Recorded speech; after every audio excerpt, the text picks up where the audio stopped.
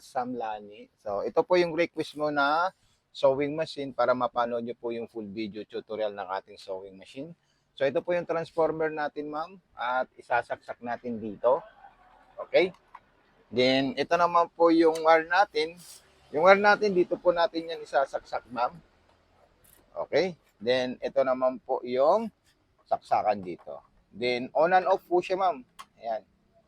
Okay? Tapos, itong mga freebies po ng ating sewing machine. Ayan. Kompleto po yan, ma'am. Okay? Then, dito po sa ilalim, yung unang-unang gagawin natin kung paano po natin ito pupunduhan. So, ilalagay po natin dito yan, ma'am. At yung sinulid natin, itatali natin dito, ma'am. Baga, ganito po siya, ma'am. Ayan. Then, itutulak natin doon. At pipindutin natin yung button start or button stop ng ating sewing machine. So, ganyan lang po siya, ma'am. Kadaling gamitin. Stop natin. At ibalik natin dito. Ayan. Okay, so ito na po siya, ma'am. At ilalagay natin dito, ma'am. Okay. Then ito, itataas nyo po ito, ma'am. Ayan. Pag nilagay nyo po ito. So, gaganyan natin siya. At ito po yung sinulid natin, ma'am. Ayan po. Then, ilalagay natin yan. Okay. So, ayan po siya. Then, unang-una, number 1. Then, number 2. Dire-diretso po siya, ma'am, ha? Ayan, dire-diretso hanggang dito po siya. Ayan. Then, ipasok na natin sa butas ng karayom siya.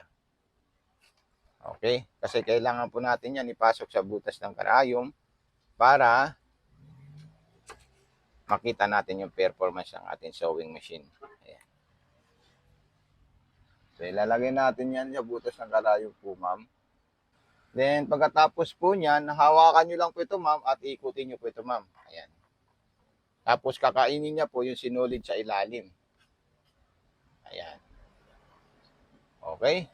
Then, tapos ilalagay natin ito. At susubukan natin sa tela, ma'am. So, ito po yung tela natin, ma'am. Ayan. Then, pipili po tayo ng mga design dito. Ito po yung design natin. Tatlo yan. Siya, dalawa, tatlo.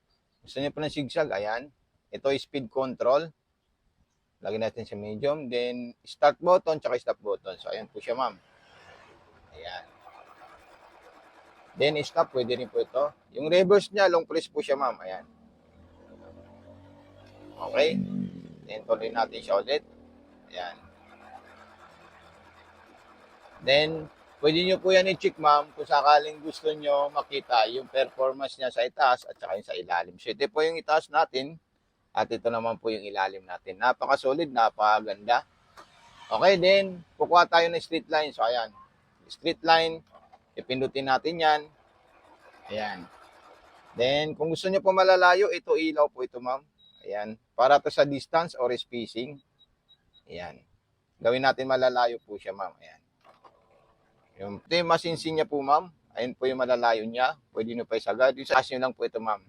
9. Or pwede nyo po ito isabit dito. Ayan. Pag nakita nyo po siyang tuhog, yung tahi sa ilalim po, ma'am. Ha? Ayan. Na hindi na po siya tuhog. Hindi na po siya tuhog at hindi rin po siya naglalaktaw. So, okay. Tapos, kukuha po tayo ng panibagong design natin. Halimbawa, ang gusto po natin is pamborda ito. So, ayan po tayo or magdi-design po tayo, ma'am. Ang gusto nating design. Pang-piping, ito po siyang pang-piping natin. Din pang-aging, ito po siya. Ayan. Ito po, ma'am, pag nagbuhol po siya, isabit niyo po siya dito, ma'am. Kaya may sabitan po siya dyan para kung sakaling yung tahi natin sa ilalim is maluwag or mahigpit. So, dyan po tayo dyan po tayo magsasabit. So, dito tayo sa pang-aging po niya. Ayan. Ito para sa mga nagisi na tela, sa mga telang hindi po. So, ito po yung gagamitin natin, ma'am. Okay. Then, another design naman po. Dito tayo.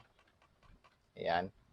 Pakuha natin sa kanya yung lahat ng gusto nating design para matutunan nyo po siya, ma'am.